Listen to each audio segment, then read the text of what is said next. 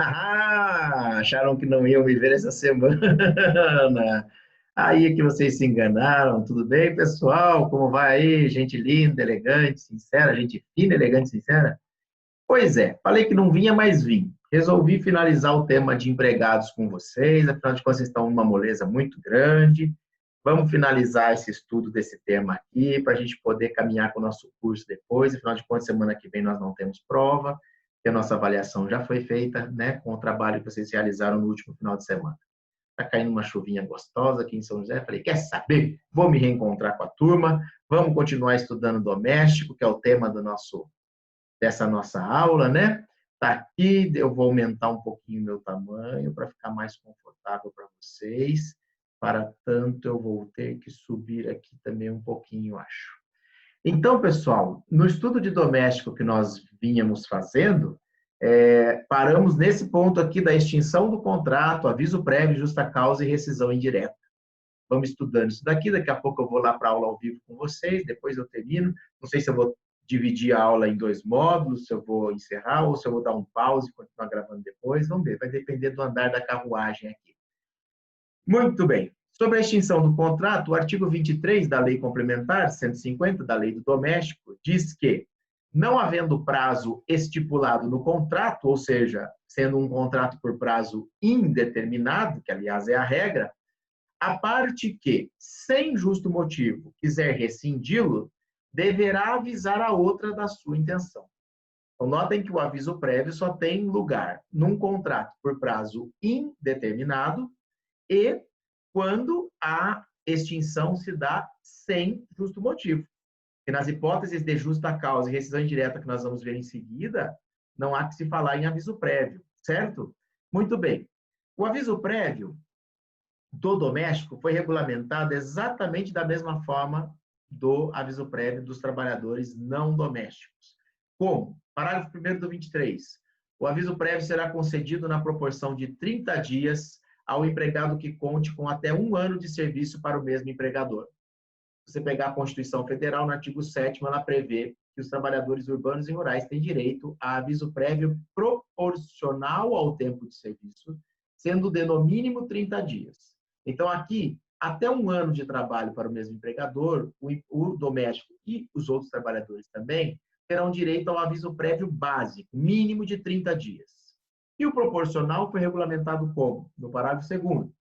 Ao aviso prévio previsto neste artigo, devido ao empregado, e nesse caso o proporcional é só quando o empregador manda o empregado embora. Quando o empregado pede demissão, o aviso prévio é sempre de 30 dias, ok? Agora, quando a dispensa, né, é por iniciativa do empregador e sem justa causa, ao aviso prévio de 30 do parágrafo 1º, serão acrescidos 3 dias por ano de serviço prestado para o mesmo empregador, até um máximo de 60 dias proporcionais. 3 dias por ano para chegar em 60, eu preciso de quantos anos? 20 anos.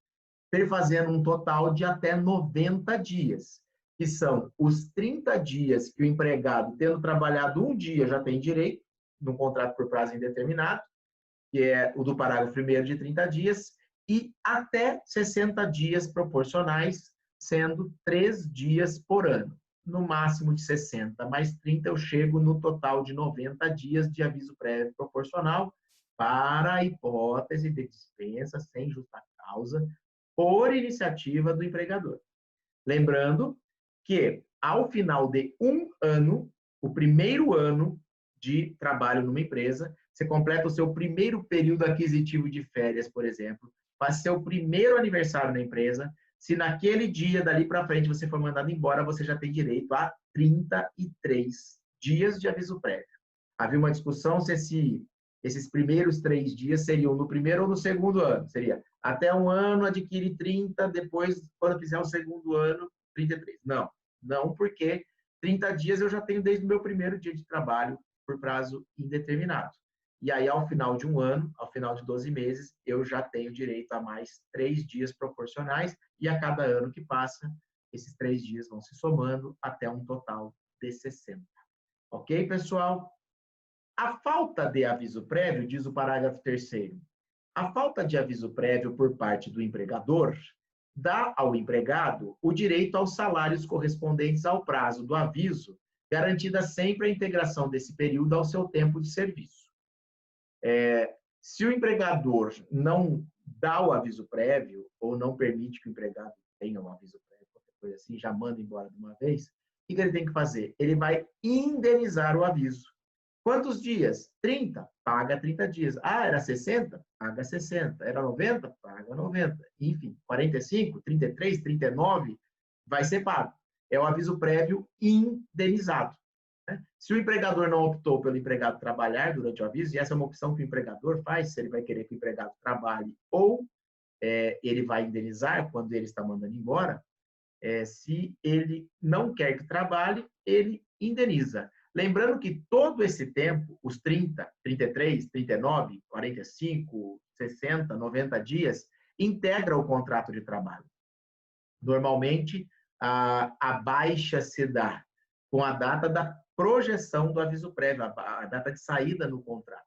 E nas anotações gerais da carteira de trabalho, você anota, olha, essa data aí projetada é o fim do período de aviso prévio, mas o último dia trabalhado foi lá atrás, 30, 60, 90 dias antes, para ficar bem explicadinho. E se é o empregado que pede demissão e não cumpre o aviso prévio, fala, eu já arrumei outro emprego, vou trabalhar lá a partir de amanhã, eu não tenho como cumprir o aviso prévio. Aí, nesse caso, o empregador desconta do empregado o aviso prévio. Parágrafo 4º. A falta de aviso prévio por parte do empregado dá ao empregador o direito de descontar os salários correspondentes ao prazo respectivo. Lembrando que, nesse caso, o aviso só será de 30 dias. Nunca mais do que isso, porque o aviso prévio proporcional só se fala nele em relação à dispensa por iniciativa do empregador. Ok?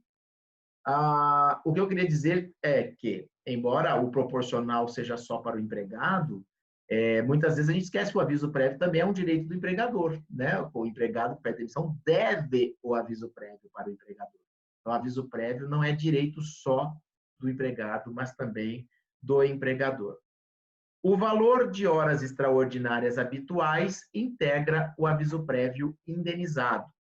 Isso é uma informação que quem é da área já tem como elementar, mas para quem não é, vamos parar para pensar. Alguém que trabalha sempre fazendo 20 horas extras por mês e chega no último mês, imaginemos que ele não tem um ano ainda de trabalho, ele teria 30 dias de aviso prévio e o empregador fala que vai indenizar.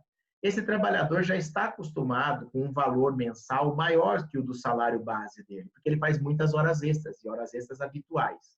Então, se o aviso prévio vai ser indenizado, deverá o empregador, inclusive, pagar o reflexo das horas extras pela média, né, do período trabalhado, no aviso prévio também. Então, é um período que ele não trabalha, mas recebe um valor proporcional de horas extras, sem trabalhar hora extra. Curioso, né? Porque a hora extra atual integra o contrato de trabalho.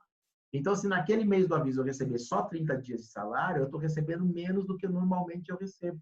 E, de repente, eu tenho compromissos ali com meus ganhos, né, normais e contam com aquelas horas extras. E, por isso, as habituais, então, integram a remuneração para todos os efeitos, para efeito de férias, para cálculo das férias e também do aviso prévio. É isso que o parágrafo 5º aqui está dizendo. Ok? Já o artigo 24 vai falar de condições a serem observadas durante o cumprimento do aviso prévio. Se o empregador optou que o aviso prévio será trabalhado, então olha só o que acontece durante esse período, de 30 dias, 60, sei lá, o tempo que for do aviso prévio. O horário normal de trabalho do empregado durante o aviso, quando a rescisão tiver sido promovida pelo empregador, não no pedido de demissão, pelo empregador, dispensa, será reduzido de 2 horas diárias, sem prejuízo do salário integral. Durante o aviso prévio, quando quem mandou embora foi o patrão, o empregado trabalha 2 horas a menos por dia e recebe salário integral. Essas 2 horas não podem ser descontadas. Qual é a finalidade dessas 2 horas? Permitir que o empregado use esse tempo para procurar emprego. Afinal de contas, ele está de aviso prévio, ele sabe que ele não tem muito mais tempo de trabalho na empresa. Agora, se ele fica trabalhando o dia inteiro, ele não vai ter como procurar emprego. Então, essa redução de 2 horas é para permitir que o empregado, então, busque um novo emprego. O parágrafo único dá uma opção, e essa opção é feita pelo trabalhador, né, dizendo que é facultado ao empregado trabalhar sem a redução de 2 horas, previstas no caput, caso em que ele poderá faltar ao serviço sem prejuízo do salário integral por 7 dias corridos, nas hipóteses dos parágrafos 1º e 2º do 23, ou seja, quando ele é mandado embora, quando a iniciativa da extinção é do empregador. Então, ele troca a redução de 2 horas por dia, trabalha normal, mas aí ele tem direito de folgar, de faltar por 7 dias, sem que esses dias sejam descontados. E o que ele vai fazer nesses 7 dias? Procurar emprego. É a finalidade do aviso prévio, é permitir que o empregado busque um novo emprego. Então, uma vez que o empregador mandou embora, e ele, empregador, optou pelo aviso trabalhado, o empregado, né, que não fez opção pelo trabalhado. Quem define se vai ser trabalhado ou indenizado é o patrão. Uma vez que o patrão escolheu que vai ser trabalhado, o empregado escolhe uma de 2 opções. Trabalhar 2 horas a menos todo dia ou trabalhar normal e depois faltar por 7 dias corridos, sem prejuízo do salário integral, tanto numa quanto na outra hipótese. O que não pode é o empregado trabalhar normal e não faltar os 7 dias. Ah, eu preciso de você aqui o tempo todo, eu vou pagar essas 2 horas que você teria direito como extras. Você vai trabalhar 8 horas, em tese não tinha hora extra, mas como você tinha direito a 6 horas de jornada, porque 2 você ia procurar emprego, eu vou te pagar as 2 horas com extra. Não. Se isso acontecer, se eu não tiver 2 horas a menos de trabalho durante o período de aviso, ou 7 dias corridos de falta, o aviso não foi cumprido. É como se o aviso prévio não tivesse sido dado. E aí, o patrão, você chegou no final do período do aviso, o empregador ainda vai ter que te indenizar. E aí, seu contrato vai ser projetado por mais uma vez o período do aviso prévio.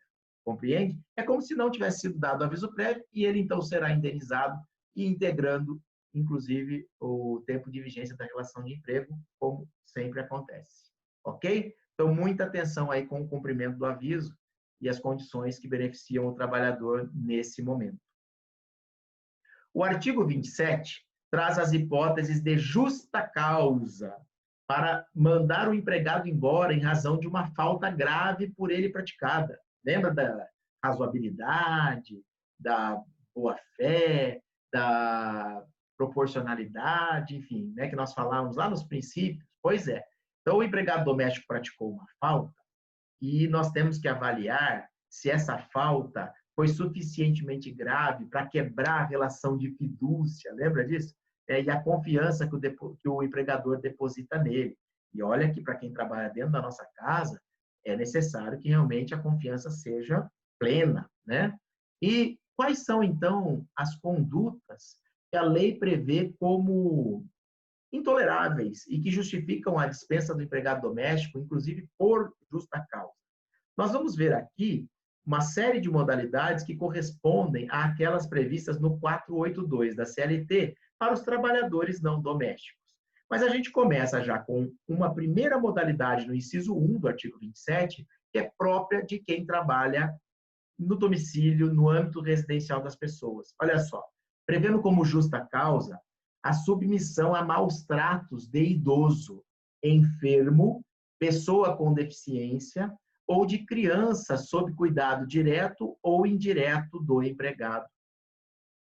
É verdade que, ainda que não houvesse essa previsão expressa, né, o flagra de um empregado doméstico, um cuidador, que bate no idoso, bate numa criança, nós já vimos mais de uma vez, infelizmente, no noticiário, hoje em dia, com a facilidade de instalação de câmeras, pessoas, né, contratadas para cuidar de idosos ou de crianças que violentam, agridem, perdem a paciência, pessoas que não têm vocação, né, infelizmente, para a profissão, ou que, num momento de destempero, acabam praticando essa atrocidade. E é tão repugnante, é tão triste ver, né, essas imagens, muito mais para as pessoas da família envolvida, que vem lá o seu pai, seu avô, seu filho, sendo agredidos, né? Então, não poderia ser diferente, mas é uma resposta do legislador, talvez, a essas cenas, a essas situações, sendo expresso para deixar claro que vai ser justa causa e não poderia ser diferente, né? Ainda, prática de ato de improbidade. A improbidade se relaciona geralmente com a agressão, a violência ao patrimônio do empregador. Então, se verificaria que o ato de improbidade com a subtração de bens, dinheiro, objeto, né, que guarnece a residência. Se estivesse em sala de aula, até compartilharia com vocês uma história de uma pessoa que trabalhava na casa da minha mãe e que a gente chegou até meio que à conclusão de que ela era cleptomaníaca, sabe?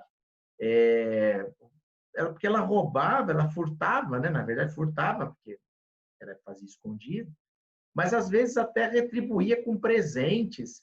Ela furtou o carnezinho, o talãozinho de vale alimentação do meu irmão, que podia ser usado num supermercado próximo de casa, e aí comprou um micro-ondas e deu de presente de casamento para o meu irmão. Ou seja, deu a confusão, né? O devedor virou credor, enfim, com o mesmo ticket, ele só não teve a escolha do que comprar, porque ela pegou o ticket dele.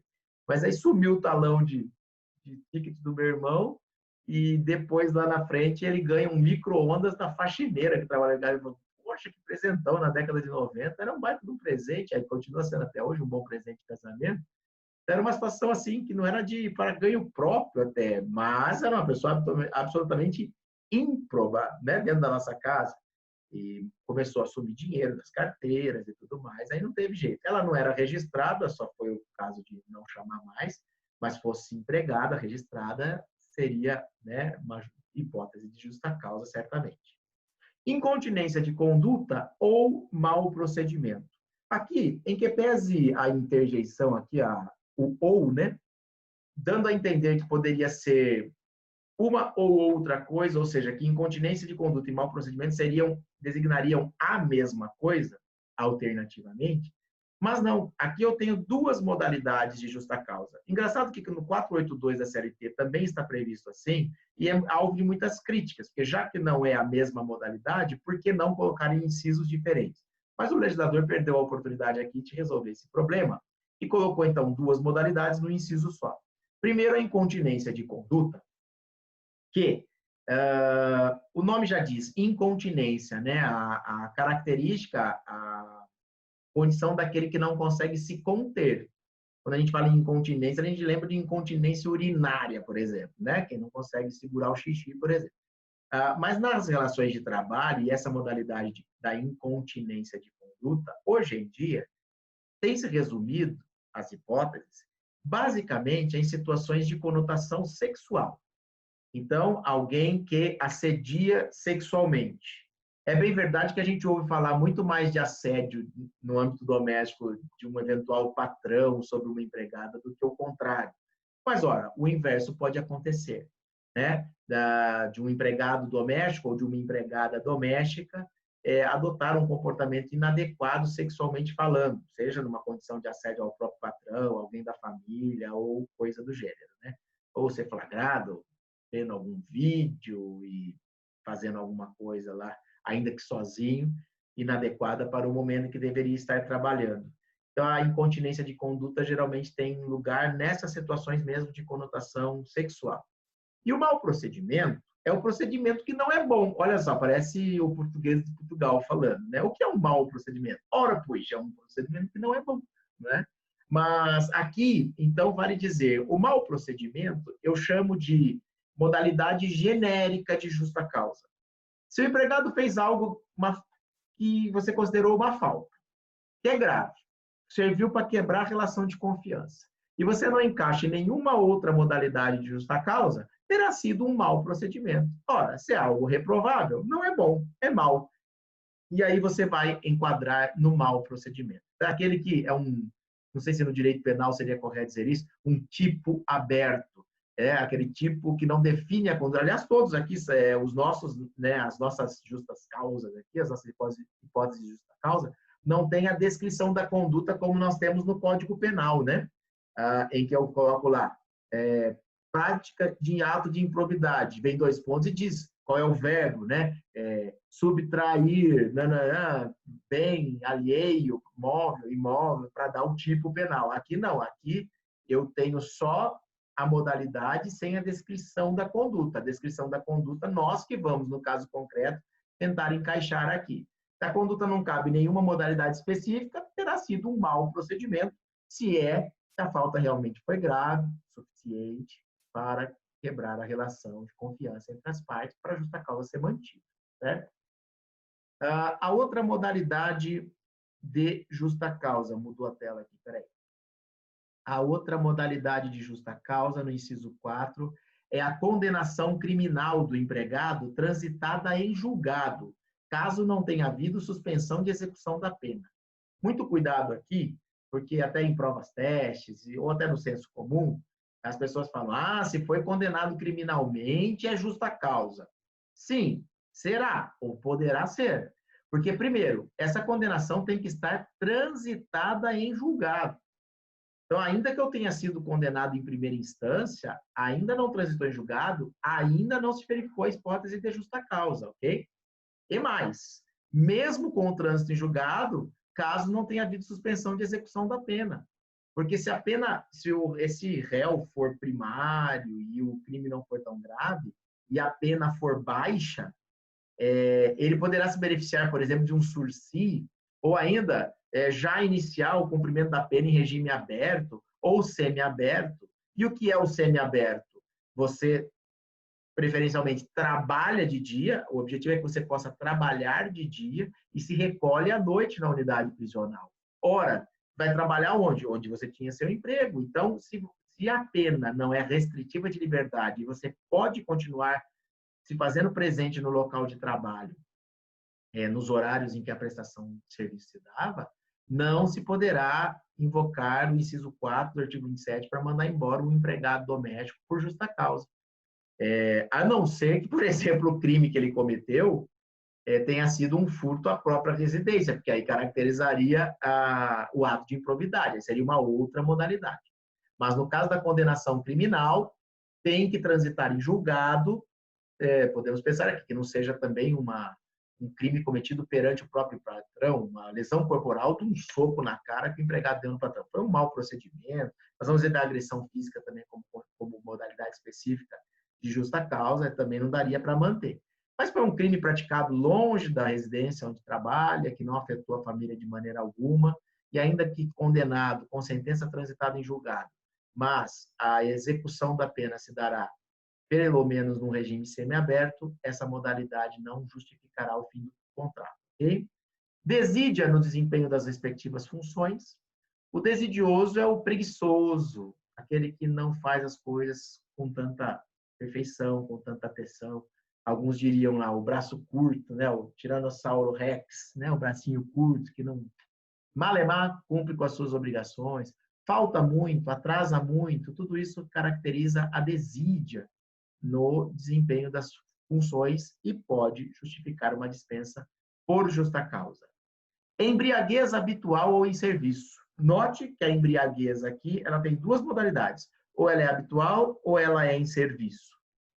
Lembrando que a embriaguez não é só cachaça, né? Água que passarinho não bebe, álcool. A embriaguez também pode se verificar pelo efeito de substâncias entorpecentes, droga, né? Não só o álcool ou a bebida, mas qualquer coisa que tire a pessoa, né, do seu centro de razão e tudo mais, né? Alguma substância psicotópica, e todas essas situações levariam a uma embriaguez. Ela pode ser habitual, ou seja, alguém que está viciado, alguém que já não consegue mais deixar de sair de um estado de embriaguez. Ou bastaria um episódio, desde que fosse em serviço. A pessoa se apresentar na sua residência embriagada, ou ali dentro se embriagar, né? Ver lá uma bebida, alguma coisa, no barzinho e manda bala embriagando-se. Um episódio em serviço já seria suficiente. A grande discussão que nós temos nessa modalidade hoje em dia, especialmente com a embriaguez habitual, é que no CBO, no CID, Código Internacional de Doenças, já existe, né, como doença catalogada o alcoolismo, por exemplo. Então, alguém que se embriaga habitualmente é alguém que merece uma sanção, a penalidade máxima do direito do trabalho e ser mandado embora e ficar sem emprego, ou antes é uma pessoa que está doente e que precisa de tratamento, logo seu contrato deveria ser suspenso, ele deveria ir se tratar e receberia benefício do INSS e tudo mais. Essa é a grande discussão, né? O que eu sugiro e avalio nos casos concretos é se está se tratando de embriaguez habitual, ou mesmo da inserviço, que reflita já um comportamento que vinha lá de fora, é analisar se é a primeira vez, se o patrão chegou a dar uma oportunidade, estendeu a mão, tentou ajudar. E uma vez tentando e não conseguindo fazer com que a pessoa se emende ou consiga, ao menos, aceitar um tratamento ou coisa do gênero, aí sim seria a hipótese de mandar embora. Mas sempre exigindo do empregador uma tolerância inicial para ver se essa pessoa não está precisando de ajuda. Aí, se for alguém que realmente não quer ser ajudado, não conseguir superar, aí a justa causa se verificaria. Oh, meu Deus, eu estou descendo no cursor aqui e aí eu estava na embriaguez. Agora, para falar, então, do ato de indisciplina ou de insubordinação. Essas duas modalidades têm a ver com o dever de obediência e também com o poder diretivo do empregador.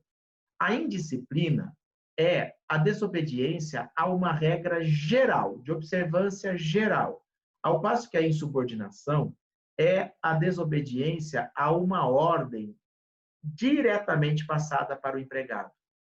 No âmbito da residência, talvez se veja muito mais insubordinação do que indisciplina, né? Porque não tem regramento geral dentro da residência. Isso acontece mais, por exemplo, nas empresas, uma área que não pode fumar, uma área de acesso proibido, ou outros comportamentos, caminhar na faixa amarela ou para lá da faixa amarela, para a segurança do trânsito de veículos industriais. Então, regras gerais, normalmente nós temos mais na empresa do que na residência. Então, mas o que distingue a indisciplina da insubordinação é isso. É uma regra de observância geral ou foi uma ordem diretamente passada para o empregado que foi desobedecido? Desobedeceu regra geral, indisciplina. Desobedeceu ordem diretamente passada, insubordinação. As duas caracterizando abandono de emprego. Abandono de emprego. Caracterizando justa causa. Abandono de emprego é o que vem depois. Abandono de emprego, assim considerada a ausência injustificada ao serviço por pelo menos 30 dias corridos. Aqui a lei adotou um critério consagrado na jurisprudência e que se caracterizaria o abandono com 30 dias corridos de ausência injustificada, mas seria possível um abandono com menos de 30 dias? Eu imagino que sim, quando o empregado der mostras, né, inequívocas de que não pretende mais voltar a trabalhar. Eu dou como exemplo você descobrir que a pessoa que trabalhava para você está trabalhando na residência de uma outra família no mesmo horário e dia que trabalhava para você. Ora, se isso aconteceu, é sinal de que ela não vem mais, de que ela não quer mais trabalhar para a gente, eu não vou precisar ficar esperando 30 dias para caracterizar esse abandono, ok? Ato lesivo à honra ou à boa fama, ou ofensas físicas praticadas em serviço contra qualquer pessoa, salvo em caso de legítima defesa própria ou de outra. Então, difamar, injuriar, caluniar, que são, né, os crimes contra a honra, os atos lesivos à honra ou à boa fama, ou talvez até um comentário que não caracterize crime, nenhum desses três crimes, dos crimes contra a honra, mas seja suficiente para desagradar e ofender o empregador, quebrando a relação de confiança entre as partes, ou ainda uma agressão, ofensa física, praticada em serviço contra qualquer pessoa. Pode ser, inclusive, uma visita da residência, mas também puder. Eu não vou aceitar que o meu empregado, a minha empregada, agridam uma visita que eu recebi, né? Então, contra qualquer... salvo se for caso de legítima defesa própria ou de outra. Aí, até se justificaria, seria uma excludente de licitude e também faria com que a conduta do empregado não fosse passível de punição aqui no âmbito trabalhista. Se nem crime vai ser, muito menos, né, uma situação passível de sanção trabalhista. Pois bem, ato lesivo à honra ou boa fama ou ofensa física praticada contra o empregador doméstico ou família salvo em caso de legítima defesa própria de outro. Professor, mas repetiu aqui a modalidade? Não, não repetiu. Note a diferença. O inciso 10 é ofensa física ou ato lesivo à honra ou boa fama praticada em serviço e que tem por destinatário da ofensa qualquer pessoa. No inciso 11, o destinatário da ofensa é o empregador ou a sua família. E, neste caso, o ato não precisa ser em serviço, isso pode ser em qualquer lugar. Encontrei no shopping e difamei o meu empregador, pratiquei justa causa lá da relação que eu tenho na residência dele. Ok? A diferença, então, é essa. Em relação ao empregador ou à família, será justa causa o ato lesivo à honra ou boa fama ou a ofensa física praticada em qualquer lugar e não em serviço, como se exige para o ato lesivo à honra ou boa fama ou ofensa física contra qualquer outra pessoa que não o empregador ou alguém da sua família. Ficou claro isso? E também a prática constante de jogos de azar, que aparece na CLT também e aqui também. Entendendo-se que alguém que se dedica a jogos de azar é uma pessoa já de conduta questionável, que pode se ver aí tentada a adquirir mais valores para poder, de repente, apostar mais, ou se vê endividada e para conseguir quitar dívidas com pessoas que, às vezes, exercem uma cobrança mais agressiva, se tender aí a um ato de improbidade ou coisa parecida, né? Muito bem, estou vendo nosso tempo aqui, já estou quase tendo que encontrar com vocês. Eu vou tirar aqui a nossa projeção e vou dar um pause na gravação. E aí eu vou ver se eu consigo. Eu acho que eu até vou encerrar esse nosso papo, porque eu tenho medo de entrar no ao vivo com vocês e perder tudo isso que eu já falei aqui. Então, eu vou encerrar essa nossa conversa e volto para falar de rescisão indireta. Falamos, então, de aviso prévio e justa causa. Eu volto para falar de rescisão indireta depois de finalizar o tema do doméstico. Tá bom, pessoal? Um abraço, a gente se vê daqui a pouco. Beijo, até já.